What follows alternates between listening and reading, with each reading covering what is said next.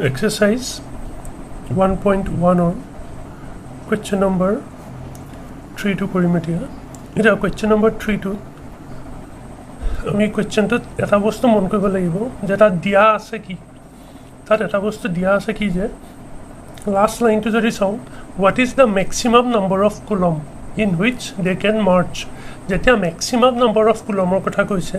তাৰ মিনিং আমি HCF টো উলিয়াব লাগিব আৰু HCF কিহৰ উলিয়াম 616 আৰু 32 এই দুটা নাম্বাৰৰ HCF টো আমি উলিয়াব লাগিব আমি লাষ্ট লাইনটোত বেছি গুৰুত্ব দিছোঁ যে what is the maximum number of columns in which they can march maximum number of কুলমৰ কথা কৈছে সেইটো কাৰণে আমি HCF মেক্সিমাম হায়েষ্ট এইকেইটা চিননিম হয় এতিয়া সেইটো কাৰণে আমি HCF উলিয়াম কিহৰ উলিয়াম 616 আৰু 32 আমি ষ্টেটমেণ্টত এনেকৈ লিখিম the maximum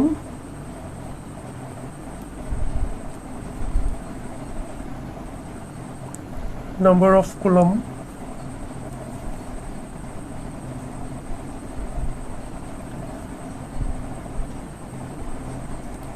in which they can march equal to HCF of 616 আৰু 32 এতিয়া HCF লিওৰ আমি ফেক্টৰাইজেশ্যন মেথডটো ইউজ কৰিব পাৰোঁ কিন্তু যেহেতু ইউক্লিডছ ডিভিজন লেমা পঢ়ি আছোঁ ইউক্লিডছ ডিভিজন এলগৰিদমটোৱে ইউজ কৰোঁ আৰু সেইটো ইউজ কৰিবৰ কাৰণে আমি কি কৰোঁ প্ৰথম চাই লওঁ যে কোনটো ডাঙৰ নম্বৰ 616 টো অবভিয়াছলি ডাঙৰ নম্বৰ সেইটো কাৰণে 616 টো আমি ডিভিডেণ্ট হিচাপে ল'ম আৰু ডিভিজাৰ হিচাপে আমি 32 টো ল'ম এটা 32 কিমান টাইমছ 616 তাৰ কাৰণে আমি ৰাফকে ক'বাত কৰি চাওঁ এইখিনিতে কৰিছোঁ ৰাফকে 616 ডিভাইড বাই 32 32 2 টাইমছ যদি লৈ যাওঁ এইটো 64 হ'ব এইটো কাৰণে 1 টাইমছ লৈ এইটো 32 এইফালে হৈ যাব 9 2 আৰু এইটো হৈ গ'ল 6 এতিয়া 9 টাইমছ লৈ লৈছোঁ আমি তেতিয়া 9 2 যা 18 27 28 আমাৰ ৰিমাইণ্ডাৰ কিমান থাকিব ইয়ালে 1 কেৰি হৈ গ'ল 8 হৈ গ'ল আমাৰ ৰিমাইণ্ডাৰ তাৰ মানে ইয়াত আমাৰ হ'ব 32 ইনটু 19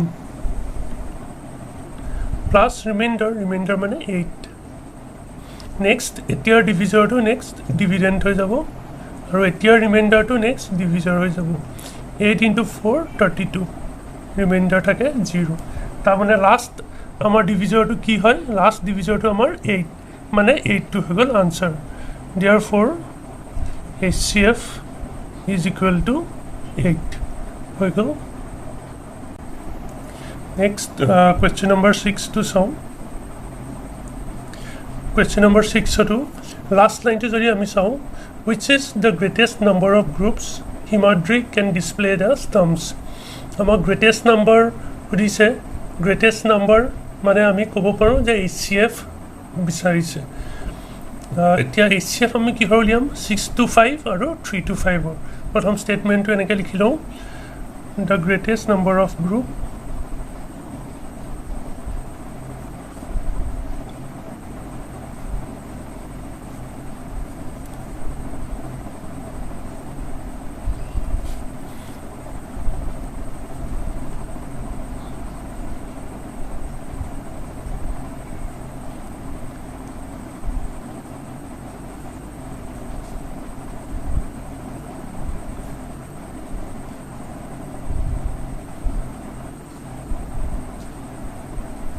is equal to কি হ'ব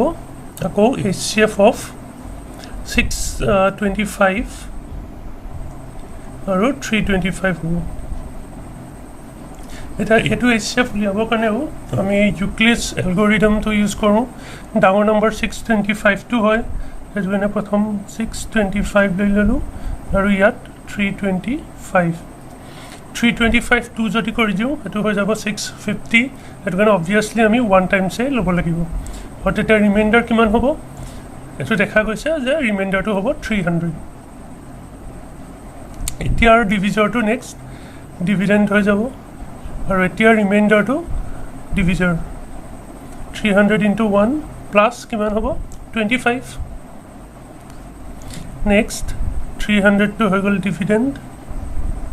25 ইনটু আমি জানো 25 ইনটু 4 100 হয় আৰু 100ৰ 3 টাইমছ 300 সেইটো কাৰণে 4ৰ 3 টাইমছ মানে হৈ যাব 12 মানে 300 প্লাছ ৰিমাইণ্ডাৰ কিমান 0 সেইটো কাৰণে লাষ্ট ডিভিজৰ যিটো সেইটো হৈ গ'ল 25 মানে therefore HCF is equal to 25 next আমি question number 7 টো চাওঁ